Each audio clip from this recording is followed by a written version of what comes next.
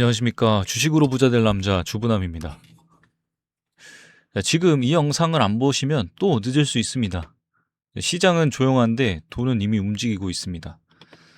전 세계는 지금 현재 전쟁을 준비하고 있습니다. 뉴스는 하루 지나면 사라지지만 군비 증액은 몇 년을 갑니다. 그리고 그 돈이 어디로 가는지 아십니까? 바로 하나 에어로스페이스입니다. 이건 단순 방산 테마가 아닙니다. 지금 현재 폴란드 수출, 중동 계약 기대, 그리고 글로벌 재무장 사이클까지 이 흐름을 못 보면 반도체만 보다가 진짜 큰 사이클 놓칠 수 있습니다. 하지만 조심하십시오. 이 자리가 추세 초입이면 기회지만 과열 구간이면 고점이 됩니다. 지금 잘못 들어가면 물립니다. 그래서 오늘 차트, 수급, 계약 구조까지 전부 뜯어보겠습니다. 감으로 들어가면 좀 위험합니다. 그리고 말씀드립니다. 이런 종목은 뉴스 나오고 나서 보면 이미 늦습니다. 오늘처럼 변동성이 큰 날에는 영상보다는 문자가 빠를 수 있습니다. 위에 번호로 숫자 1이라고 남겨주십시오. 지금 자리 들어가도 되는지 기다려야 되는지 딱 잘라 말씀드리겠습니다. 광고 아니고요. 무료입니다. 다만 급등만 쫓는 분들은 저랑 안 맞습니다. 기다릴 줄 아는 분들, 수익 지킬 줄 아는 분들만 들어오십시오. 3월장은 생각보다 거칠 수 있을 것 같습니다. 자, 왜 지금 그래서 방산인가? 이 글로벌 구조 변화에 대해서 한번 좀 짚어보겠습니다. 과거 방산은 전쟁이 날 때만 좀 움직이는 테마였습니다. 지금은 조금 다르지만 뭐 유럽 재무장 본격화랑 지금 중동의 군비 지금 확대되는 부분이 있죠. 전쟁 이슈도 있고요. 뭐 아시아 지역의 군사 긴장 고조나 뭐 지금 미국이나 나토 이런 국방비 증액에 대한 기조 유지 때문에 확실히 조금은 달라지고 있어요. 그래서 이건 지금 이벤트가 아니라 정책 방향으로도 좀 보여지는데 국방 예산 같은 경우는 한번 늘어나면 쉽게 줄진 않습니다. 즉 이게 방산 같은 경우는 단기 테마가 아니라 수년 단위 산업에 대한 사이클에 진입했다는 해석이 가능하기 때문이죠. 그래서 그 중심에 있는 이 하나 에어로스페이스는 단순 무기 업체가 아니거든요. 지금 뭐 K9 자주포 글로벌 수출 뭐 확대되는 부분이나 지금 항공기 엔진 사업에도 지금 뛰어들고 있고 미사일이나 뭐 유도무기 체계, 뭐 방산 통합 플랫폼 강화까지 뭐 이렇게 다수로 신경 쓰는 부분이 굉장히 많아요. 특히 지금 폴란드 수출 계약은 상징적인 사건이었어요. 지금 한번 수출하면 뭐 단발성 매출로 끝나는 게 아니라 뭐 유지 보수라든지 아니면 뭐 추가되는 물량이라든지 후속에 대한 계약 그리고 뭐 물건에 대한 뭐 혹은 업그레이드되는 부분이 많죠. 뭐 그런 데까지 다 이어지는 구조예요. 이게 방산의 핵심이거든요. 계약이 쌓이면 실적은 몇 년간 따라와요. 그래서 이 실적 구조의 변화도 뭐 따져보면은 이제 과거 지금 하나에어로는 내수 비중이 굉장히 높았거든요. 근데 지금은 이제 뭐 해외 매출 비중도 지금 확대되어 있고 수주 잔고도 증가하고 그리고 중장기 실적 가시성도 지금 확보되어 있는 상태이기 때문에 구조가 이렇게 바뀌면 뭐 종목에 대한 이런 그리고 이 기업에 대한 미래 가치는 굉장히 더 커질 거라고 보여집니다. 특히나 이 수주 잔고 같은 경우는 미래 매출에 대한 예약표거든요. 이게 그 늘어난다는 거는 단순한 기대감이 아니라 이 숫자로 찍히는 성장 과정 같은 거예요. 그래서 왜 이 장기 투자 관점이 생기는지도 뭐 지켜볼 필요가 있는데 특히 방산산업 같은 경우는 특징이 있어요. 이 경기 민감도가 낮고 계약 단위 자체도 굉장히 크기 때문에 그래서 이 정부 정책 산업으로 들어간 거거든요. 그래서 진입 장벽도 매우 높고 그래서 한번 이 글로벌 공급망에 이제 들어가게 되면 대체가 쉽지 않아요. 그러니까 이 에어로스페이스 같은 경우는 변동성은 크지만 구조 자체는 단단하다라고 좀 보여집니다. 그래서 앞으로의 한 3년 정도의 성장 로드맵을 한번 좀 보면 올해 같은 경우는 이제 수주가 실적으로 찍히는 해거든요. 지금은 계약의 시간이 조금 지나서 숫자로 증명하는 구간에 좀 들어왔어요. 특히 이제 폴란드 K9이라든지 중동 수출 나갔던 내용들 그리고 뭐 유럽의 재무장 흐름이라든지 뭐 이 수주들은 이제 매출과 영업이익으로 이제 본격 반영되는 시점이거든요. 그래서 올해 같은 경우는 이야기가 아니라 좀 실적으로 좀 평가받는 해가 될 것 같아요. 그래서 이런 뭐 장중에도 여러한 급등 내용들도 마찬가지고 앞으로 이제 시장 변화에 따라서 이 방산주 테마나 뭐 이런 그 방산 기업 같은 경우는 좀 장기적인 관점으로도 좀 좋은 방향성을 좀 보여줄 거라고 생각이 듭니다. 내년 같은 경우에는 이제 해외 매출에 대한 비중이 확대된다고 하네요. 뭐 지금 핵심 변화 같은 경우 내수 중심에서 이제 글로벌 방산 기업으로 지금 전환되고 있는 과정인데 추가 수주 가능성도 있고 뭐 유지 보수, 후속 계약 매출도 중요하고요. 그 엔진 사업 같은 경우도 확장되고 있고 뭐 미사일이나 유도무기도 지금 체계를 강화시키고 있는데 이때부터는 이제 단순 무기 판매가 아니라 이제 플랫폼 기업으로 이제 재평가 받을 가능성이 이제 생기겠죠. 특히 이제 해외 매출 비중이 늘어간다는 거는 밸류에이션이 한 단계 올라간다는 소리랑 뭐 비슷하고 혹은 다를 게 없으니까요. 그래서 그 후년까지 이제 글로벌 탑티어에 도전을 해보지 않을까라는 생각이 듭니다. 특히 3년 뒤에 그림은 굉장히 더 커 보여요. 글로벌 방산 이 공급망 안착에도 뭔가 중요한 역할을 할 것 같고 지금 현재 대형 수주도 반복 구조이고 지금 장기 유지 보수까지도 이제 매출이 지금 안정화되어 있다 보니까 이 구조가 완성되면 이제 하나에어로는 단순 이제 K 방산 대표주가 아니라 좀 글로벌 방산 메이저 기업으로도 평가받을 수 있을 거라는 생각이 듭니다. 방산은 한 번 계약하면 10년이 갑니다. 10년. 그리고 국방 예산은 경기처럼 막 급격하게 줄어들진 않거든요. 그래서 이 산업은 속도가 느려도 방향은 굉장히 길게 가는 거예요. 다만 이제 리스크도 좀 냉정하게 봐야 되는데 뭐 물론 이제 뭐 단기 급등 후의 조정 가능성이라든지 지정학 이슈나 완화 시의 뭐 차익 매물이라든지 뭐 환율에 대한 변동 영향으로 뭐 여러 가지 변수는 항상 존재하지만 그래서 이제 이 종목은 추격보다는 눌림 전략이 굉장히 유리한 구조예요. 뭐 그러니까 흔히들 얘기하는 눌릴 때마다 이렇게 거래량이 동반하지 않은 상태에서 주가가 눌릴 때마다 담아간다고 하죠. 뭐 이런 눌림 전략이 유리한 구조입니다. 그래서 오늘 장중 주가 상황을 좀 보면 오늘 방산주의 강세 속에서도 이제 하나 에어로스페이스도 상승폭 굉장히 크게 보였거든요.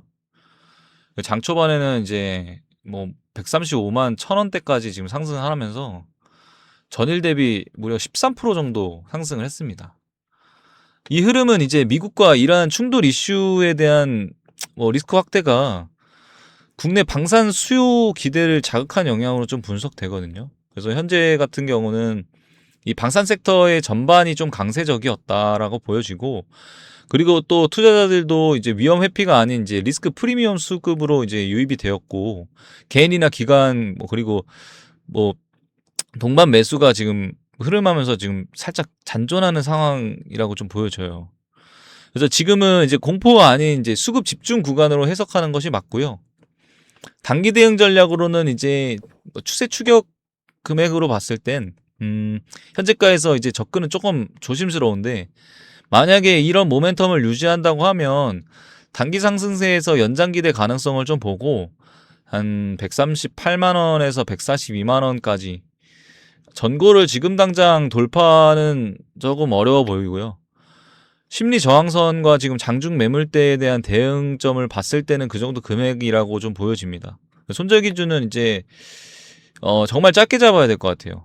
한 12만 9천. 오늘 시가 정도로 생각해 보시고 왜냐면 이게 시가를 이탈하게 되면 지금 단기 추세가 지금 흔들리는 거거든요. 왜냐면 지금 계속 지금 이 박스권 안에서도 주가가 계속 흔들리는 영향을 보여줬기 때문에 손절은 좀 타이트하게 좀 잡아야 될 것 같아요. 그래서 지금 이제 매수를 할 경우에는 반등 대비 이제 분할 진입 전략을 쓰는 것이 이제 리스크 관리에서 있어서 굉장히 좀 핵심적으로 좀 봐야 될 것 같고 아니면 뭐 조정 대응을 좀 본다면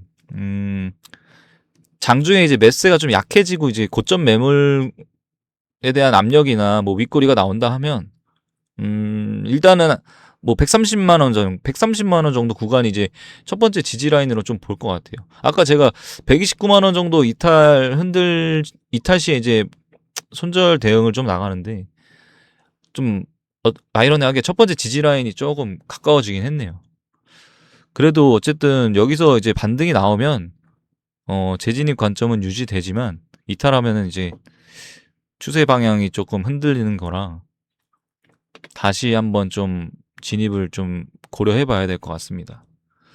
그리고 이제 중기적인 장면으로 좀 봤을 때는 계속 말씀드리지만 이런 방산주 전반의 이 지정학 리스크 확대에 대한 이 민감한 섹터인데, 뭐 상승은 이제 모멘텀 기반이지만 이제 과열 구간에서에 대한 조정 출현은 가능성이 있어요. 뭐 이건 중기적 리스크지만 어쨌든 조정 받으면은 상당수 꽤나 며칠 내내 무너지기 때문에, 그래서 이거는 꼭 짚고 넘어가야 될 것 같고요. 그래서 이제 뭐 글로벌 방산이 주문이 증가한다고 하면 뭐 실적 반영 흐름도 지금 남아 있어서 단기 변동성은 크더라도 구조적 성장 모멘텀 자체는 사라지지 않는 것으로 좀 봐야 될 것 같아요. 그래서 지금 하나로 지금 하나 에어로스페이스 같은 경우는 단기 종목보다는 한 3년 뒤의 모습을 좀 보고 움직일 수 있는 기업이라고도 좀 생각해 주시면 좋을 것 같아요. 특히 뭐 지금 현재 보유하고 계신 분들도 있으실 거고, 아니면 이런 급등 이슈에 있어서 지금 궁금하셔가지고 제 영상을 보시는 분들도 많을 텐데, 지금 단기 이 테마보다는 좀 중장기적인 이 미래 가치적인 부분에 대해서 지금 진입을 하시는 게 보다 도움이 될 것 같습니다. 전쟁은 끝날 수 있어도 재무장은 쉽게 끝나진 않거든요. 자, 그래서 지금 그 하나 에어로스페이스와 이제 같이 보면 좋을 종목군들 조금 한번 좀 추려보겠습니다.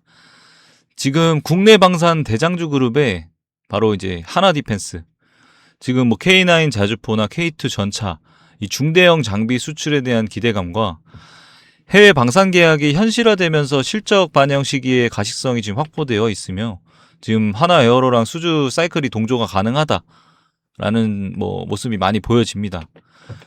하나 에어로가 시스템 플랫폼이면 하나 디펜스 같은 경우는 이제 장비 본체나 글로벌 계약을 이제 책임지는 축이거든요. 그래서 이런 내용들도 좀 같이 보면 좋을 것 같아요.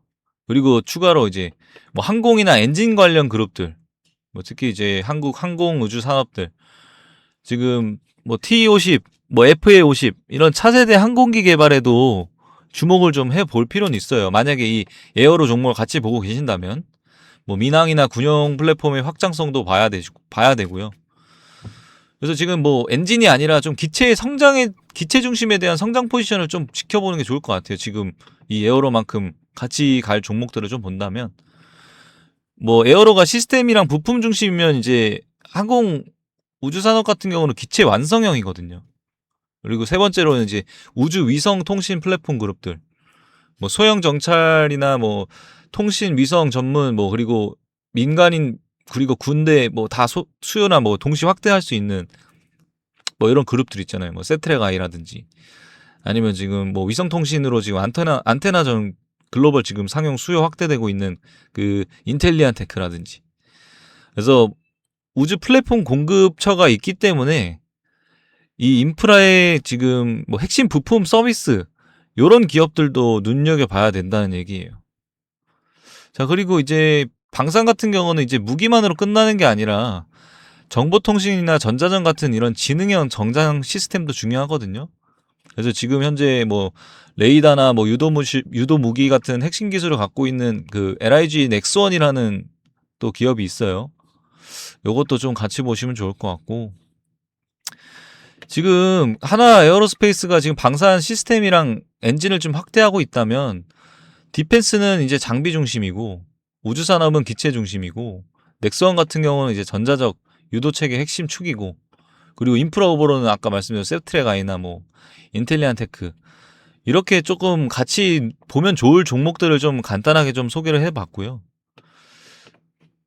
지금 그래서 그 하나 에어로스페이스 같은 경우는 단기 급등 종목이 아니라 지금 이런 같이 갈 부속 종목들이나 기업들도 많고, 제가 아까 그 3년이라는 기간을 조금 설명을 드렸는데, 그 뒤의 모습을 보고도 충분히 좀 움직일 수 있는 기업이라 생각해요. 그 아까도 말씀드렸지만 전쟁은 정말 끝나면 좋겠지만 그 뒤이어 재무장 같은 경우는 끝나기 쉽지 않기 때문에, 그래서 이런 종목에 따라 뉴스를 보고 진입하기보다는 미리 이런 구조적인 상황이라든지 뭐 내용을 좀 확인하고 진입하는 게 좋아요. 그래서 시장이 흔들릴 때 겁먹고 던지는 사람들이 있고 뭐 조용히 모으는 사람이 있는데 저 주분항 같은 경우는 두 번째 사람이 좀 되려고 합니다.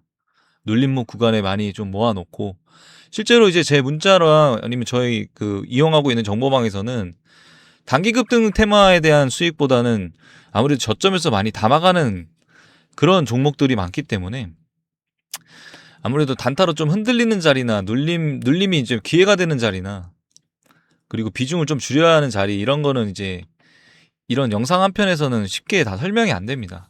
그래서 이제 장중 흐름을 좀 빠르게 보고 싶은 분들은 이제 제가 위에 번호로 숫자 1이라고 남겨만 주시면 지금 자리나 뭐 기다려야 되는 자리나 들어가도 되는 자리 그 부분에 대해서는 상세하게 좀 설명을 드릴 겁니다.